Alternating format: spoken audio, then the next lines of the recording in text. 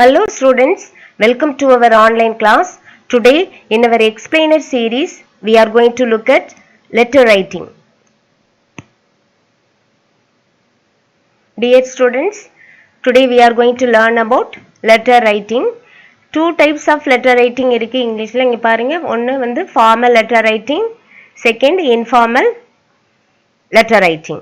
Formal letter writing னா அதாவது முறையா எழுதுற letter writing. யாருக்கு நம்ம முறையா எழுதுவோம்னு பாத்தீங்கன்னா letters related to business, letters written to offices, newspaper and employers, application for a job. இதுக்கெல்லாம் வந்து நம்ம ஸ்கூல்ஸ்க்கு, காலேஜஸ்க்கு, யூனிவர்சிட்டிஸ்க்கு, ஆஃபீஸஸ்க்கு இதெல்லாம் எழுதுறது வந்து ஃபார்மல் லெட்டர் ரைட்டிங் சொல்லுவோம். இன்ஃபார்மல் லெட்டர் ரைட்டிங் அப்படின்னு பார்த்தீங்கன்னா நம்ம friends and relatives, letters written to friends and relatives, members of a family இவங்களுக்குலாம் எழுதுறது வந்து informal letter writing. Method of writing letters, அதாவது ரைட்டர்ஸோட அட்ரஸ் எப்படி இருக்குன்னா at the right top corner. இப்போ நீங்கள் இன்ஃபார்மல் லெட்டர் எழுதுறீங்கன்னா ரைட் டாப்பில், இதுதான் ரைட் சைடு, இது லெஃப்ட் சைடு, அப்படி தானே? அப்போ ரைட் சைடில் உங்களுக்கு இன்ஃபார்மல் லெட்டரில் நீங்கள் உங்களோட பிளேஸ் எழுதுவீங்க, அந்த பிளேஸ் அண்ட் டேட் எழுதுவீங்க. சல்யூட்டேஷன், சப்ஸ்கிரிப்ஷன் இதெல்லாம் வந்து உங்களுக்கு என்ன அப்படிங்கிறது தெரிஞ்சுக்கிடணும். சல்யூட்டேஷன்னா விஷ் பண்ணுவோம், அப்படி தானே? இன்ஃபார்மல் லெட்டர் ரைட்டிங்கில் வந்து dear uncle, dear grandma, my dear uncle, my dear friend அப்படின்னு எழுதுவோம். இதுதான் வந்து சல்யூட்டேஷன். இது ஃபார்மல் லெட்டர் ரைட்டிங்க்கு எப்படி எழுதுவோம்? ரெஸ்பெக்டட் சார், ரெஸ்பெக்டட் மேடம் அப்படின்னு எழுதுவோம். சல்யூட்டேஷன், சரியா? விஷ் பண்ணுறது. அந்த அதுதான் நம்ம இன்ஃபார்மல் லெட்டர் ரைட்டிங்கு டியர் வச்சு ஆரம்பிக்கணும். ஃபார்மல் லெட்டர் ரைட்டிங்க்கு ரெஸ்பெக்டட் சார், ஜென்ஸாக இருந்தால் நீங்கள் சார் எழுதணும், மேடம் லேடியாக இருந்தால் மேடம் அப்படின்னு எழுதணும். ரெண்டாவது, you have to give importance to body of the letter, அதாவது கண்டென்ட், அந்த லெட்டரில் நம்ம என்ன எழுத போகிறோம் அப்படிங்கிறது. அந்த லெட்டரில் பாடி ஆஃப் த லெட்டர் வந்து ரொம்ப நிறைய வேர்ட்ஸ் ரொம்ப ஹைஃபைலாம் எழுதணும்னு தேவையில்லை. as simple as possible. சென்டென்சஸ்லாம் ரொம்ப சிம்பிளாக எழுதுனா போதும். அடுத்து சப்ஸ்கிரிப்ஷன்னு பார்த்தீங்கன்னா yours lovingly, yours affectionately அப்படின்னு எழுதுவோம்ல, அதுதான் சப்ஸ்கிரிப்ஷன். இதெல்லாம் தெரிஞ்சுக்கணும். சல்யூட்டேஷன்னா என்ன, சப்ஸ்கிரிப்ஷன்னா என்ன அப்படிங்கிறது, இந்த இங்கிலீஷ் வேர்ட்ஸ் எல்லாம் தெரியணும். நிறைய பேருக்கு தெரிய மாட்டேங்குது. இன்ஃபார்மல் லெட்டர் ரைட்டிங்கில் நம்ம என்ன எழுதுவோம்னா yours affectionately. இந்த affectionately எழுதும் போதே நீங்கள் மிஸ்டேக் பண்ணுறீங்க. மிஸ்டேக் வரக்கூடாது. இந்த இடத்துல வந்து இந்த ஸ்பெல்லிங்லலாம் வந்து ரொம்ப கேர்ஃபுல்லாக இருக்கணும். AFFECTIONATELY, affectionately. அப்படி உங்களுக்கு கன்ஃபியூஷன் இருக்குது, உங்களுக்கு மறந்துடுச்சு அப்படின்னா லவ்விங்லி. அந்த லவ்விங்லி எழுதும்போது இதில் சேர்க்கக்கூடாது. எப்போவுமே ஒரு ஐஎன்ஜி வேர்டு வரும்போது அதில் இருக்கும்போது அதை ஒமிட் பண்ணணும். அப்போ லவ்விங்லி படிச்சுக்கிடுங்க. LOVINGLY,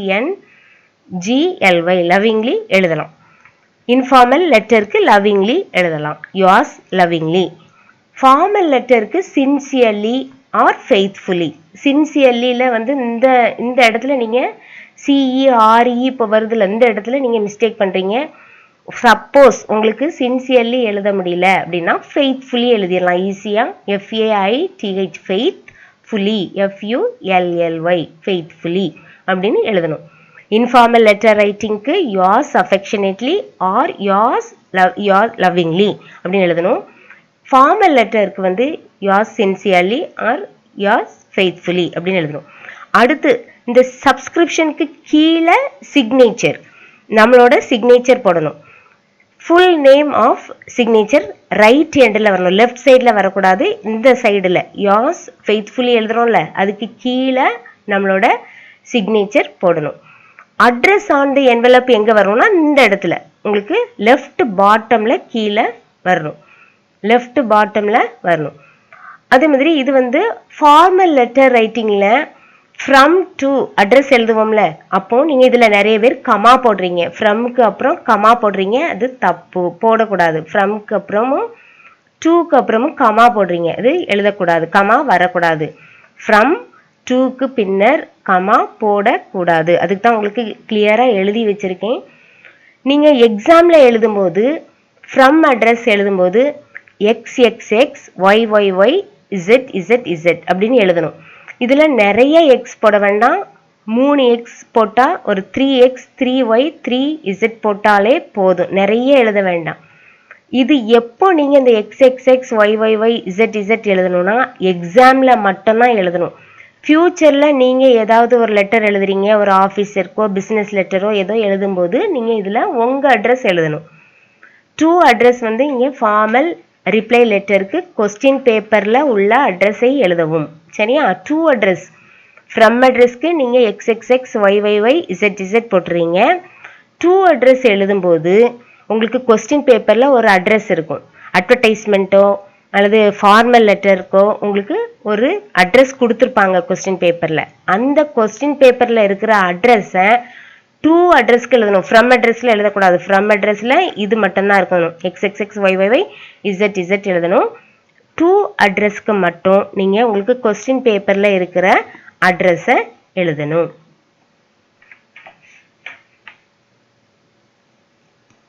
இப்போ ஃபார்மல் லெட்டர் ரைட்டிங்னா என்ன அப்படின்னு டீட்டெயிலாக நம்ம படிக்கலாம். There are many situations in which we write formal letters. The formal letter has a specific format. Formal letter writing-னே ஒரு format இருக்குது. The formal letter should be accurate, clear-ஆ இருக்கணும், கரெக்டாக இருக்கணும், and presented in an organized manner-ஆ இருக்கணும். நம்ம ரிலேட்டிவ்ஸ்க்கு எழுத போகிறதில்ல, higher அஃபீஷியல்ஸ்க்கு எழுதும்போது அந்த மெசேஜ் வந்து அக்யூரேட்டாக இருக்கணும், ஆர்கனைஸ்டு மேனராக இருக்கணும். A formal letter includes, அதில் ஃபார்மல் லெட்டரில் என்னென்னலாம் இருக்கணும் அப்படிங்கிறது உங்களுக்கு இதில் கொடுத்துருக்கேன், கேர்ஃபுல்லாக பாருங்கள். ஃபஸ்ட்டு வந்து சென்டர்ஸ் அட்ரஸ். சென்டர்ஸ் அட்ரஸ் வந்து உங்களுக்கு கண்டிப்பாக இருக்கணும். டேட் இருக்கணும். Name, designation and address of the receiver. First இது வந்து சென்டர்ஸ் அட்ரஸ் வந்து ஃப்ரம் அட்ரஸ். ரிசீவர்ஸ் அட்ரஸ் வந்து டு அட்ரஸ். அப்புறம் சப்ஜெக்ட் எழுதணும். சப்ஜெக்ட் வந்து நம்ம எழுதுவோம் ரெஸ்பெக்டட் சார்னு எழுதிட்டு அதுக்கு கீழே சப்ஜெக்ட்னு போட்டு எழுதுவோம். அப்படி தானே சப்ஜெக்ட்லாம் எழுதுவோம். சாலிட்டரி ரெஸ்பெக்டட் சார், அதுக்கு பிறகு கீழே உங்களுக்கு சப்ஜெக்ட் எழுதிட்டு அப்புறம் body of the letter. Body of the லெட்டர்னா content. Content is very important. Content வந்து கிளியராக இருக்கணும். அடுத்து வந்து க்ளோசிங் பேராகிராஃப். க்ளோசிங் பேராகிராஃப்னா இப்போ அட்வர்டைஸ்மெண்ட்டில் I have submitted all the details to your perusal அப்படின்னு எழுதுவோம்ல, அதுதான் உங்களுக்கு க்ளோசிங் பேராகிராஃப். அடுத்து வந்து காம்ப்ளிமெண்ட்ரி க்ளோஸ். காம்ப்ளிமெண்ட்ரி க்ளோஸ்னா தேங்கிங் யூ எழுதுறோம்ல, அதான் காம்ப்ளிமெண்ட்ரி க்ளோஸ். அடுத்து சப்ஸ்கிரிப்ஷன். சப்ஸ்கிரிப்ஷன்னா ஏற்கனவே நான் சொல்லியாச்சு. சல்யூட்டேஷன்னா ரெஸ்பெக்டட் சார்னு எழுதுறது. சப்ஸ்கிரிப்ஷன் வந்து யுவர்ஸ் ஃபெய்த்ஃபுல்லி அப்படின்னு எழுதுறது தான் சப்ஸ்கிரிப்ஷன். கடைசியில் சென்டர்ஸ் நேம், டெசிக்னேஷன் எழுதணும். இன்ஃபார்மல் லெட்டருக்கு பார்த்தீங்கன்னா and informal letter includes centres address. Centres address வந்து கண்டிப்பாக இந்த நம்ம ரைட் சைடில் எழுதியிருப்போம், அதில் டேட்டும் எழுதிடுவோம். சல்யூட்டேஷன்னா இப்போ டியர் அங்கிள் சல்யூட்டேஷன் நான் ஏற்கனவே ஃபர்ஸ்ட்டில் சொல்லி கொடுத்தேன்ல, அதே மாதிரி dear uncle, dear grandma, dear friend, அவங்க நேம் எழுதிக்கலாம், ஃப்ரெண்டோட நேம் எழுதிக்கலாம். அடுத்து body of the letter. Body of the லெட்டரில் நீங்கள் என்ன எழுத வர்றீங்களோ அதுதான் அந்த கண்டென்ட் தான் பாடி ஆஃப் த லெட்டர். அடுத்து க்ளோசிங் பேராகிராஃப். அடுத்து வந்து காம்ப்ளிமெண்ட்ரி க்ளோஸ், சப்ஸ்கிரிப்ஷன் அதே மாதிரி தான். ஃபார்மல் லெட்டர் ரைட்டிங்க்கு என்ன இருக்குதோ அதே தான் வருது. Subscription, centres, name. இப்போ sample letter formal letter writing கொடுத்துருக்கேன் உங்களுக்கு. கொஸ்டின் எப்படி கேட்பாங்க இதுக்கு அப்படின்னு பார்த்தீங்கன்னா, write a letter to the department of water supply and sanitation about the wastage of water due to a broken pipe. அதாவது நீங்கள் department of water supply and sanitation டிபார்ட்மெண்ட்டுக்கு எழுதுறீங்க. அதாவது ஒரு பைப் உடஞ்சிருக்கு, அதுலேருந்து தண்ணி லீக்கேஜ் ஆகுது, அதை நீங்கள் வாட்டர் சப்ளை அண்ட் சானிடேஷன் டிபார்ட்மெண்ட்டுக்கு கன்வே பண்ணணும் அந்த மெசேஜை. அது எப்படி கன்வே பண்ணுவீங்க அதுக்கு தான் ஒரு சாம்பிள் லெட்டர் கொடுத்துருக்கேன். கண்டிப்பாக இதே ஃபார்மேட்டில் தான் இருக்கணும். சென்டர்ஸ் அட்ரஸ், இதுதான் சென்டர்ஸ் அட்ரஸ். அப்புறம் டேட், இதெல்லாம் இந்த ஃபார்மேட்டில் தான் வரணும். Name and designation, the office in charge, department of water supply and sanitation, the municipality, Chennai, அது எந்த ஊர்னாலும் நீங்கள் இதில் எழுதிக்கலாம். சப்ஜெக்ட், அதுக்கு கீழே தான் சப்ஜெக்ட். சல்யூட்டேஷனுக்கு முன்னாடி சப்ஜெக்ட் போட்டிருக்காங்க பாருங்கள், இதுக்கு கீழே கூட நீங்கள் போட்டுக்கலாம், சப்ஜெக்டை இங்கே போட்டுக்கலாம். இதுதான் கரெக்ட் ஃபார்மேட். சிலர் வந்து இதுக்கு கீழே கூட சப்ஜெக்ட் எழுதுறீங்க, டியர் சார் மேடம்னு போடுறீங்க, ஆனால் இதுதான் கரெக்ட் ஃபார்மேட். சப்ஜெக்ட் எழுதிட்டு இங்கே wastage of water due to a broken pipe. salutation is very very important. இங்க dear sir ன்னு போட்டிருக்காங்க. இதுல dear sirக்கு பதிலா நீங்க respected sir ன்னு எழுதினாலும் கரெக்ட் தான். dear sir ன்னு எழுதுறதை விட respected sir தான் கரெக்டா வரும். இதுல உங்களுக்கு புக்ல கொடுத்திருக்காங்க. இது கூட dear sir ன்னு எழுதினாலும் தப்பு கிடையாது. respected sir எழுதுங்க or madam. body of the letter கொடுத்திருக்கீங்க பாருங்க. இதுதான் body of the letter. இதுதான் main content of this letter. We have observed wastage of water for the last 15 days at a construction site near our school. It makes the whole area slippery and muddy. Mosquitoes have begun to breed there and it has become a health hazard. இதுதான் உங்களுக்கு மெயினா நீங்க convey பண்றீங்க அந்த office letter. Closing paragraph வந்து எப்படி எழுதணும் பாருங்க. We request you to look into the matter immediately and get the pipeline repaired. இதான் க்ளோசிங் பேராகிராஃப், முடிக்கிற பேராகிராஃப். காம்ப்ளிமெண்டரி க்ளோஸ்ன்னு நான் ஏற்கனவே சொன்னேன். தேங்க்யூ போடலாம் அல்லது தேங்கிங் யூ. நம்ம இதில் எப்படி எழுதுவோம்னா இங்கே சென்டரில் எழுதுவீங்க, அது கூட கரெக்ட் தான். இது மார்ஜின் பக்கத்தில் வர்ற மாதிரி காட்டியிருக்குது. சென்டரில் எழுதினாலும் கரெக்ட் தான். இங்கே இது வந்து உங்களுக்கு yours sincerely or faithfully or truly எல்லாமே உங்களுக்கு இந்த சைடில் வரும். இது வந்து உங்களுக்கு ஒரு எக்ஸாம்பிளுக்கு காட்டுறதுனால இங்கே போட்டிருக்கு. சென்டர்ஸ் நேம், இதில் உங்கள் நேம் எழுதணும்.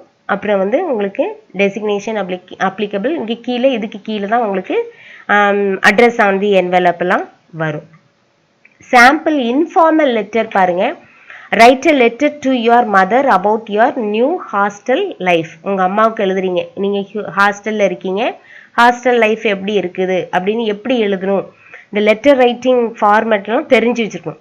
இப்போ சென்டர்ஸ் அட்ரஸ், இப்போ சென்டர்னா யார் இந்த லெட்டரை அனுப்புகிறோமோ அவங்களோட address. South mount road, Kallanai, Tirunelveli town. இது வந்து ஒவ்வொருத்தரும் ஒவ்வொரு அட்ரஸ் நீங்கள் எழுதிக்கலாம். இந்த அட்ரஸ் தான் எழுதணும்னு இல்லை, இது யார் சென்ட் பண்ணுறோமோ அவங்களோட அட்ரஸ். டேட், இந்த ஃபார்மேட்லாம் ரொம்ப ரொம்ப இம்பார்ட்டன்ட். இதுக்கு கீழே டேட் வரணும், என்னைக்கு அனுப்புகிறோம், என்னைக்கு இந்த லெட்டரை எழுதி அனுப்புகிறோங்கிற இந்த டேட் வந்து it's very very important.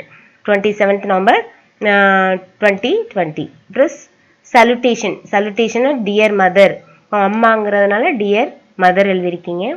I am fine, இதுதான் body of the letter. I am fine here and hope this letter finds you in good health.